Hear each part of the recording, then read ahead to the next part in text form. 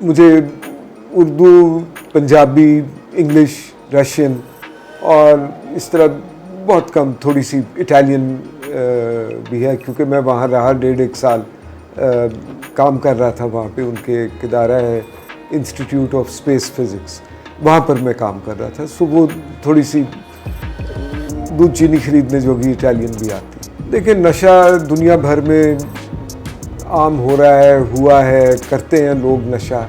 इसको कंट्रोल करने की ज़रूरत होती, मगर मैं समझता हूँ तालीम को मुफ्ती होना चाहिए या बहुत कम फीस होनी चाहिए। स्टूडेंट्स नहीं सिफारिशें वो नहीं करते हैं, ये सिफारिशें बाहर से आती हैं। मेरी बड़ी अच्छी ज़िंदगी गुजरी है, आई एम सेटिस्फाइड जो भी किया, जो भी अचीव किया।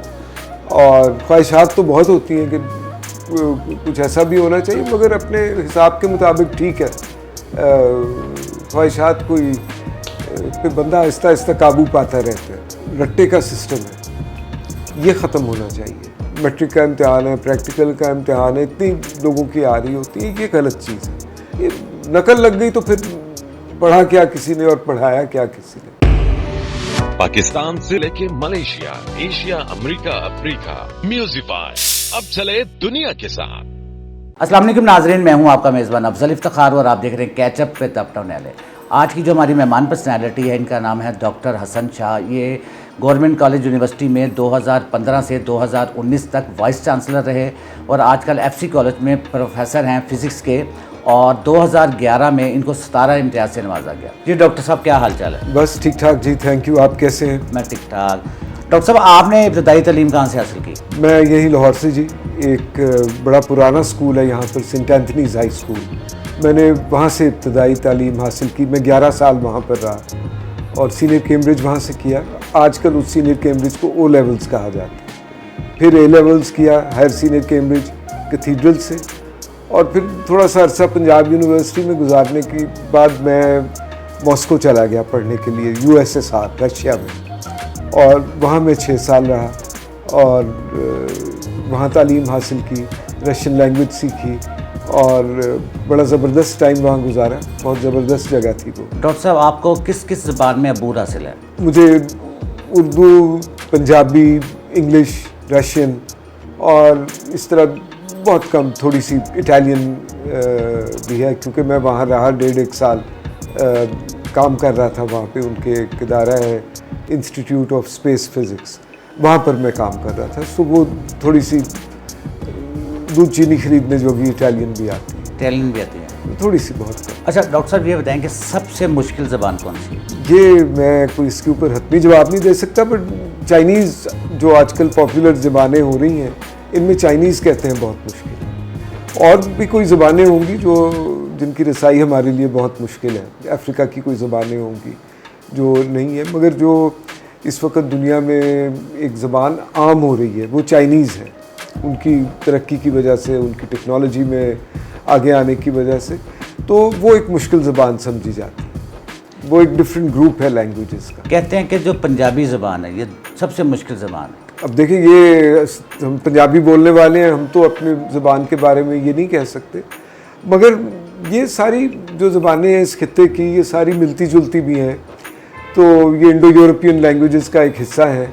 तो जो चाइनीज़ का मैंने जिक्र किया, वो एक टोटली डिफरेंट ग्रुप है ऑफ लैंग्वेजेस, इसलिए पंजाबी मेरा नहीं ख्याल इतनी मुश्किल ज़बान है। डॉक्टर साहब, आपने बाहर की यूनिवर्सिटियों में तालीम हासिल की, बाहर का माहौल और पाकिस्तान के माहौल को आप किस तरह देखते हैं? देखिए जी, बहुत सारे फ़र्क हैं, और एक तो कल्चरल फ़र्क होता है, ज़बान का फ़र्क है अगर आप किसी नॉन इंग्लिश स्पीकिंग कंट्री में चले जाएं, और म्यूज़िक फ़र्क है, सब कुछ फ़र्क है।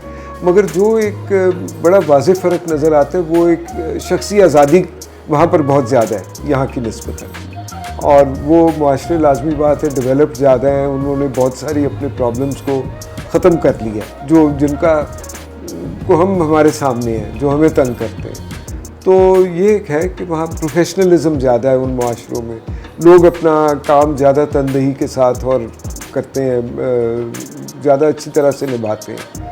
हम लोगों के यहाँ अभी वो माहौल नहीं बना है, उस तरह का प्रोफेशनल माहौल जो है वो मिसिंग है। डॉक्टर साहब, जब आप वाइस चांसलर थे तो आपने यूनिवर्सिटी में बाहर जैसा माहौल लाने की कोशिश की? देखिए, हमको अपने हिसाब से चलना होता है, अपने मुल्क में अपने कल्चर के साथ। बहरहाल कुछ ना कुछ मॉडर्नाइज़ करने की कोशिशें तो करते हैं हम, ताकि हम भी बेहतर स्टूडेंट्स पैदा कर सकें जिन्होंने आइंदा आकर इम्पॉर्टेंट जगहों पर रहना है। तो वो ज़रूर है, मगर एकदम से तो आप स्विच नहीं कर सकते कि यहाँ कोई ट्रांसप्लांट नहीं है कि आप उस जगह को उठाकर यहाँ ले आए। ये एक सफ़र है जो हम तय करते हैं।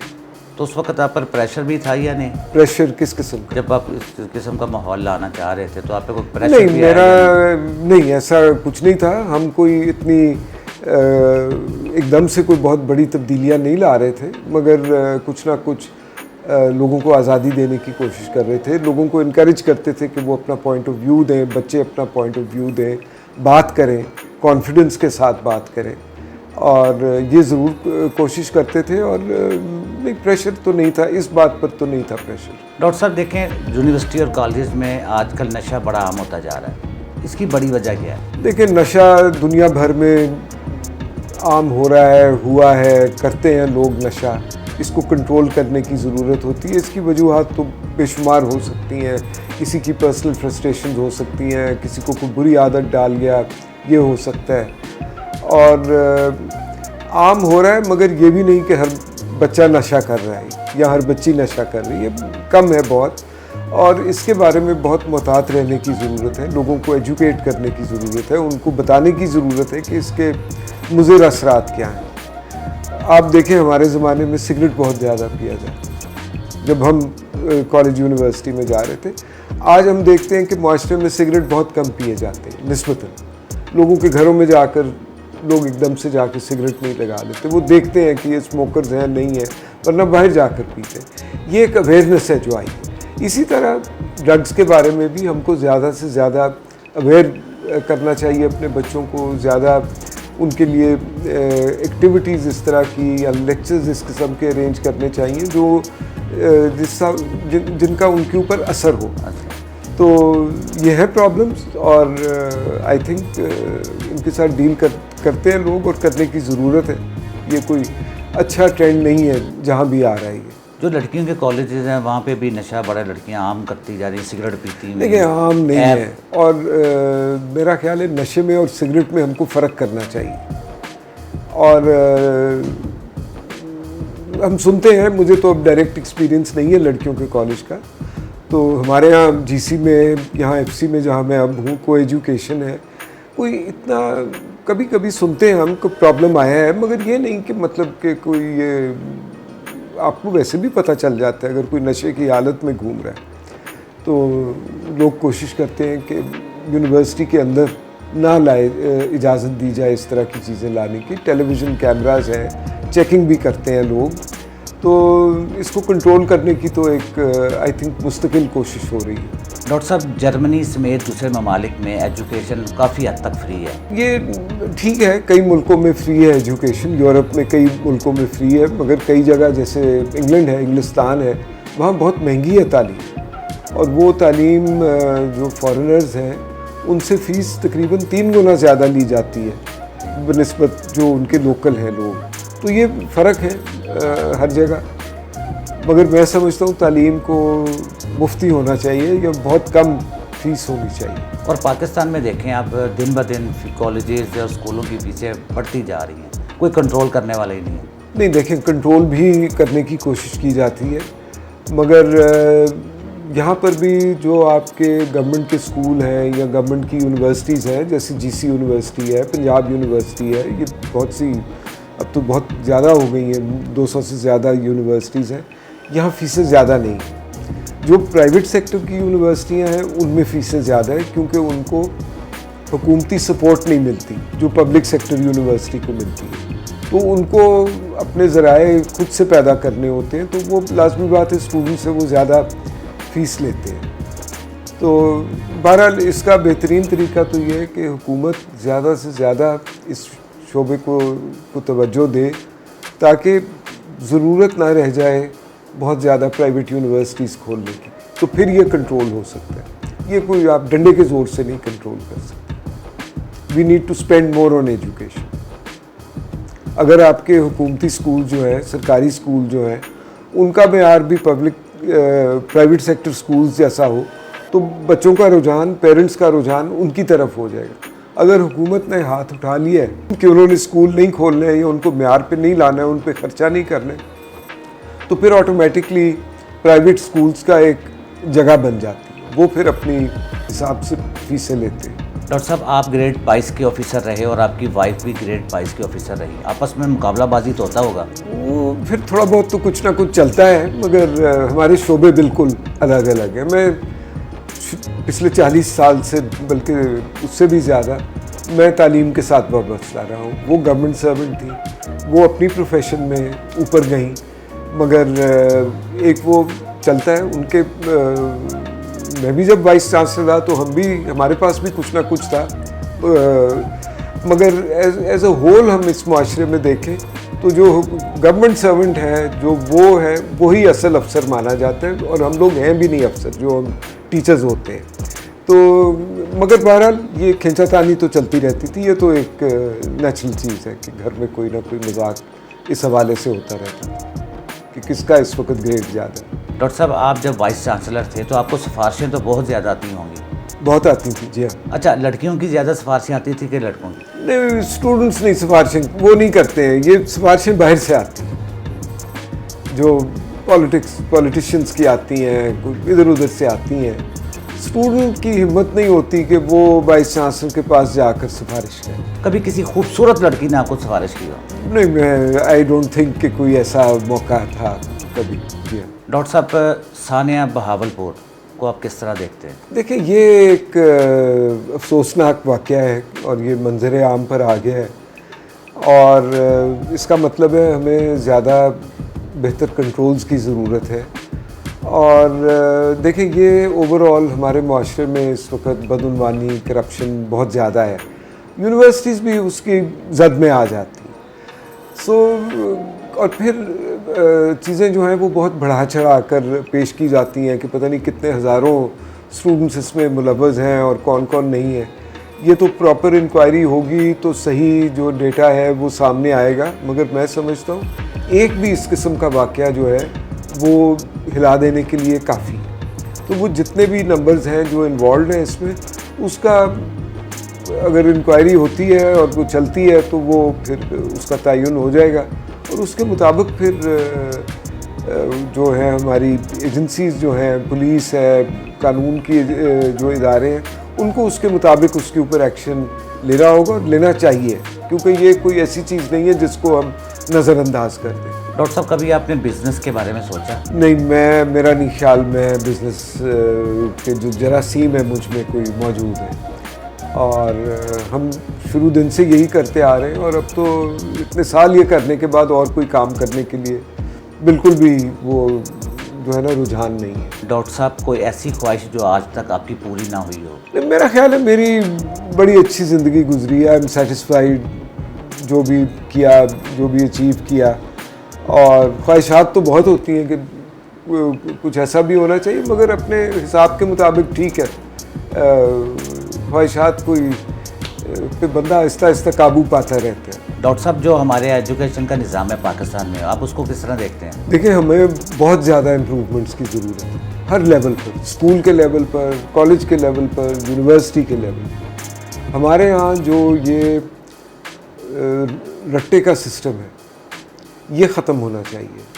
हमारे लोगों को, बच्चों को सोच कर, समझ कर अपना जो भी वो पढ़ते हैं वो करने की ज़रूरत है। हमारे यहाँ क्या होता है कि आपको जो इम्तहान देना होता है, आपको सेट क्वेश्चंस दे दिए जाते हैं, लोग रट्टा लगा कर आ जाते हैं, इम्तहान देते हैं, अच्छे नंबर भी ले लेते हैं, और फिर बाहर जाकर भूल जाते हैं क्योंकि उन्होंने उसके साथ उसको समझा नहीं होता मटीरियल को। तो ये इस तरह की जो इसको क्रिटिकल थिंकिंग आजकल कहते हैं कि हर चीज़ के बारे में आपको सोच समझ कर, उसको परख कर फिर आपको आगे चलना है, और ये एक बाकायदा आदत बनाने की ज़रूरत है जो हमारे निज़ाम तालीम में मिसिंग है, ख़ास तौर पे स्कूलों में और कॉलेजों में, और वो ही बेस बनता है हायर एजुकेशन का।